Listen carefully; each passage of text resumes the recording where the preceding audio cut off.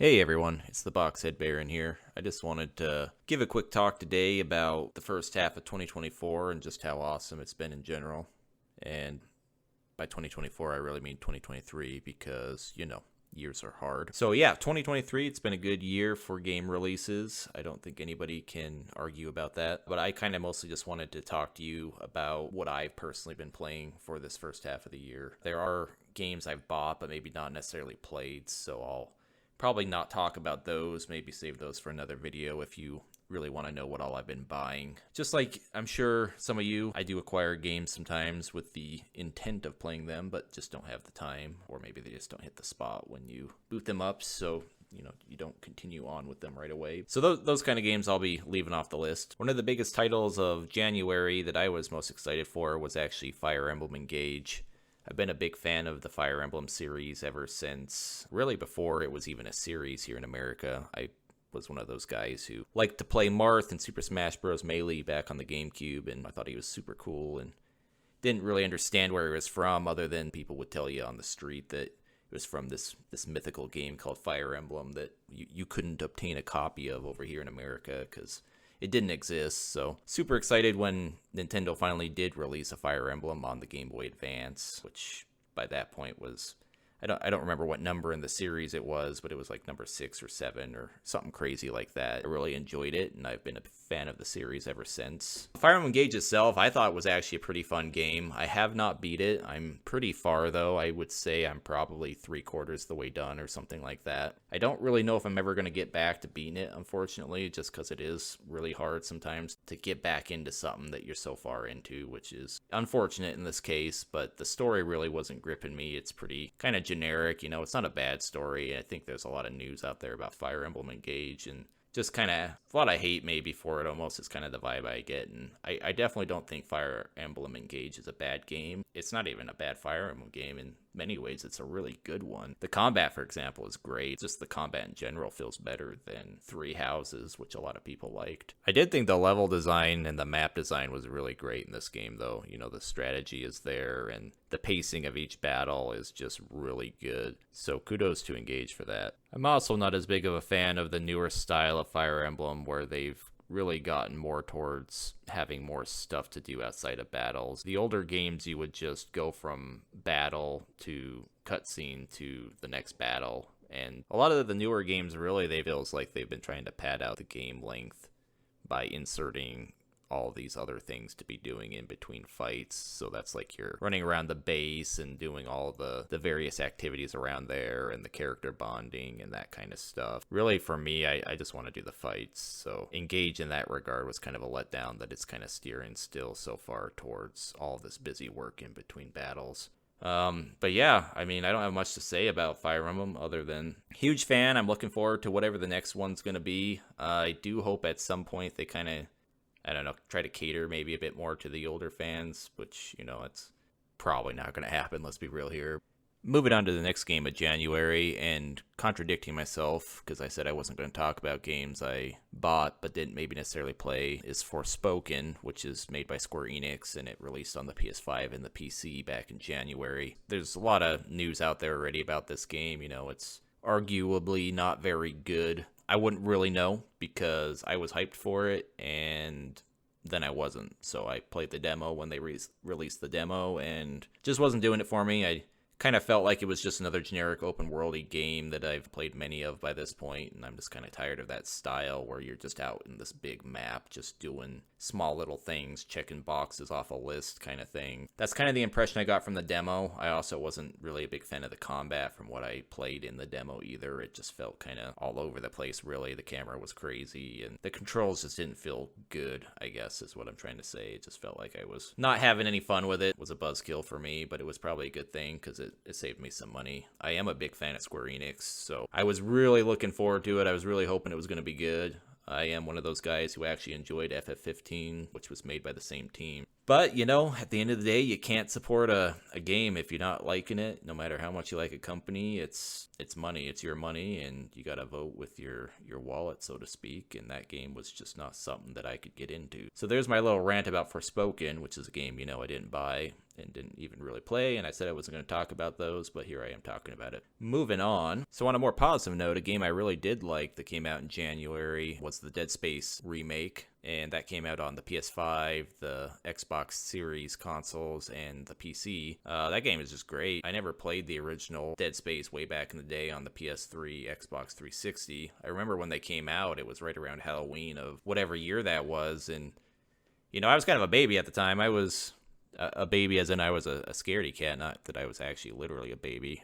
That was back in, I want to say maybe 2009-ish. The date doesn't really matter. I was a college-age kid at the time. I had my PS3 in college. I was just a late bloomer, so to speak, when it came to things that are scary. I was a sheltered kid, and the thought of scary was almost more scary than the reality of it, probably more than anything for me. But I just didn't like scary movies. I didn't play scary games. They freaked me out. Just never really gave them a shot. It also probably didn't help that my imagination has always been kind of a little overactive, so to speak. So, horror games really kind of, it's just an excuse. But to me, they kind of mess with people with overactive imaginations maybe a bit more than people with dull brains, right? It's not just me coping here or anything. Definitely not coping. But yeah, I eventually did give horror more of a shot, and really it's only been recently. I would say Resident Evil 2, the remake of that game, was when I really started liking horror games more. When I found out they were making Dead Space, which is a game that's been, critically acclaimed for a long time now, I was pretty excited for it, and it did not disappoint. And it's just fun to play. The jump scares are pretty good. It's not too terribly freaky, I suppose, if you want to take my word for it. I don't know if you do or not, but there you go. Don't have much to say. I just really like the game. I mean, it plays good. It looks amazing on the PS5 anyways, which is where I played it. And I liked it so much I actually beat the game, and then I went through and beat it again just to get a few more trophies and stuff, and I played it on a harder difficulty and tracked down all the items lying around and got all the weapon upgrades. And I just enjoyed it so much that I played it twice, which is not something I can say a lot these days because there is just so many games that come out. It's kind of rare for me to play a game 2 times back to back. Games I really like, I'll come back 2 years later kind of thing and play them again just to relive them. But it's really rare for me to boot up a game right after I beat it and just keep playing it a second time kind of thing. That's kind of my spiel on Dead Space remake. It's just really good in my opinion, and I don't know how well it sold. I hope it sold good. It's made by EA. People tend to not like EA, but I try to judge a game for what it is and not by the company that makes it necessarily. But yeah, check out Dead Space Remake. If you liked RE4 Remake, which I'll talk about here more in a bit, but if you like that one or any of the other Resident Evil remakes, I think you'll like Dead Space Remake as well, because it's basically the same thing, just in outer space. Good game, can't recommend it enough. Alright, enough of January, let's move on to February here. Octopath Traveler 2 is the first one I want to talk about. I'm a big fan of the first Octopath Traveler, which released all the way back on the Switch within maybe about the first year or so of that console's life cycle. And this is the series that really started that pixel HG 2D look that Square Enix has been pumping out a lot of games for lately. I'm sure most of you have already heard of this series by this point, but I'll just recap real quick for those who haven't. But it's really just kind of a throwback to RPGs from like the Super Nintendo era of gaming. It really evokes the style of games like FF6 and Chrono Cross and that kind of stuff. Even though I really liked the first Octopath Traveler, I never actually beat it. One of the kind of flaws of that game, at least to me, was that it just felt like the encounter rate was way too high. So after a while, it just felt like you were just running from one fight into the next every 2 feet. And I'm sure something else came out, that took me away from the game as well, which made getting back into it kind of hard. But I did get probably halfway through it, so I did put my time into that game, and I enjoyed it.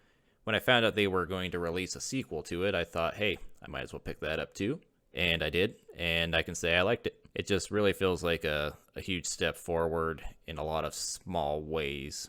A bunch of small changes add up to a much better experience, in my opinion, when it comes to the sequel. The characters in general just feel a lot more interesting, so going through their stories was a lot more fun. I can say I haven't beaten number 2 yet. And that's mostly just due to other games coming up that have taken my attention away from it, and not from a lack of desire to play the game itself. But I have played probably the first 2 chapters or so of each character's story, so I feel like I've played enough to know that the game is good. And I definitely hope that I can get the time to go back to this one, because it's been on my mind a lot lately. Definitely want to get back into it. Let me know if you guys have managed to beat it. Maybe also let me know how long it took you to beat it, just out of curiosity. So next on the list is a game that I think took everybody surprise, and that's the Metroid Prime Remaster on the Switch. That also released in February, and Nintendo had a direct, and they showed it off, and we didn't even know really it was getting made.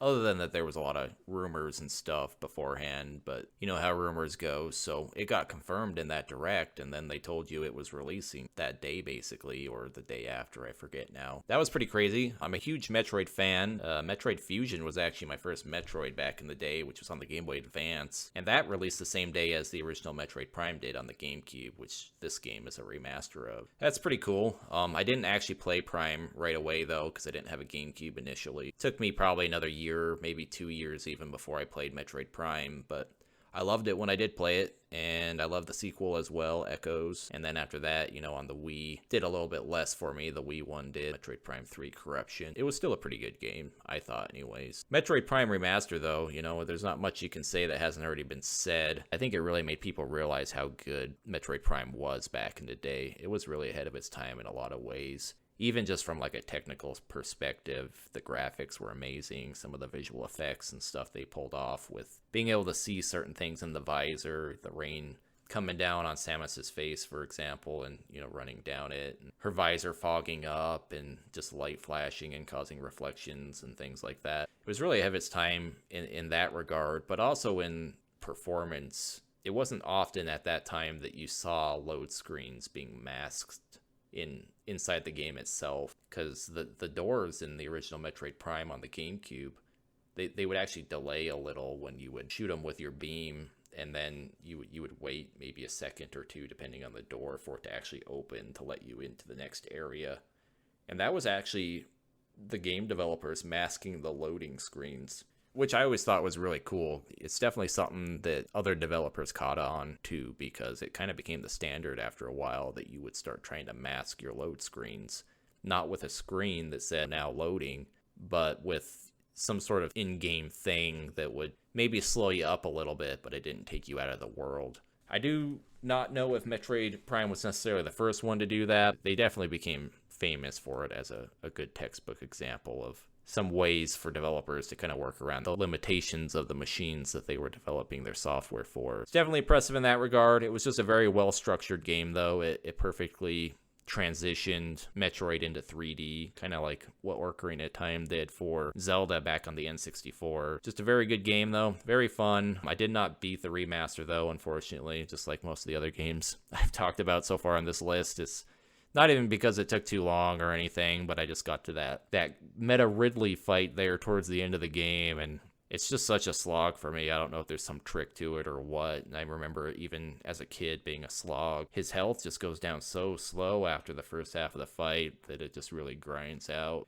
If you lose at it, you basically got to start over again, which is fine, but the fight is just so long and it's such a slog. Plus, you know, I know that because I played it before and beaten it before back on the GameCube, that's basically the end of the game.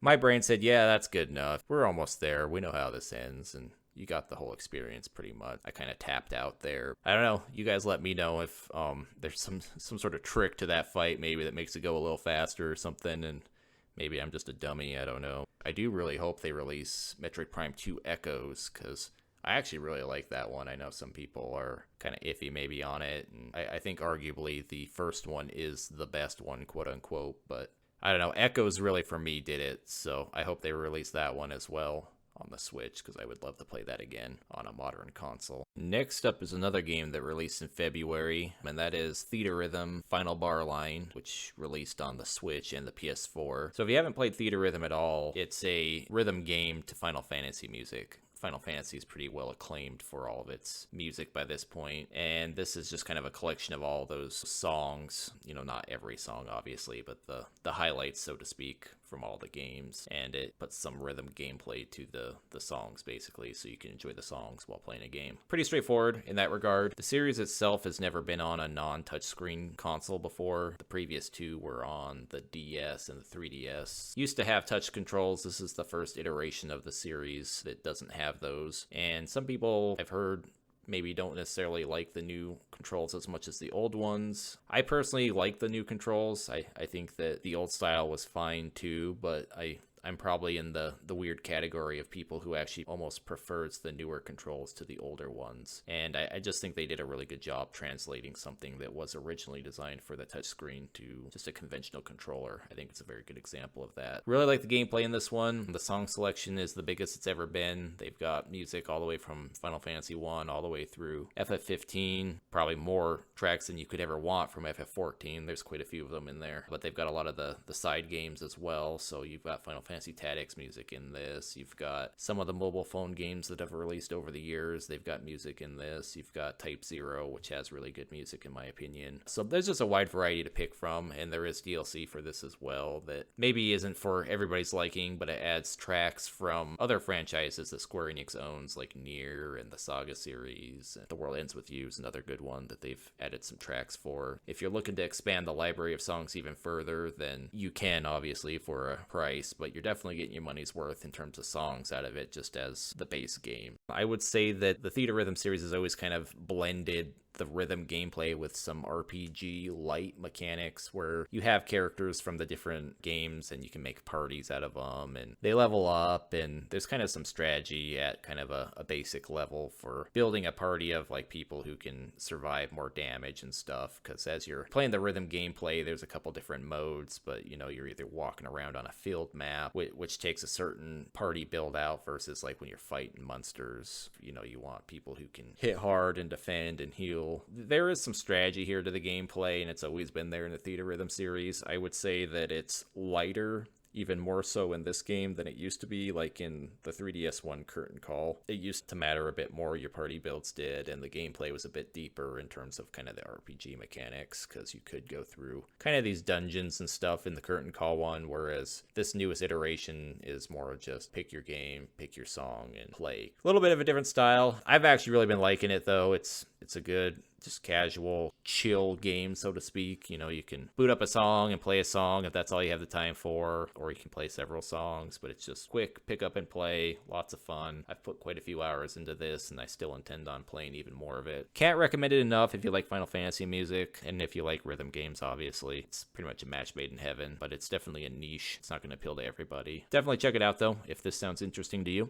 And it's with a heavy heart at this point that I do want to say I'm probably not going to get to cover all of the first half of 2023 in this video like I originally planned. Sorry about that. It's just there's a lot of games that came out this year, and I'm realizing now that we're only at about February so far. That leaves a good number of months left, and this video is already getting pretty long. I am going to make a part 2 to this to cover the other chunk of games that came out this year so far. Please look forward to that if you like this video. Here's some spoilers, but we've got some big ones in the next video. Things like Resident Evil 4 Remake. FF16 obviously came out as well. I'm a pretty big Final Fantasy fans, so you can probably guess that that'll be making an appearance in the next video. Hint, hint, nudge, nudge, wink, wink. If you like this content, please like me, subscribe me, sell your soul to me.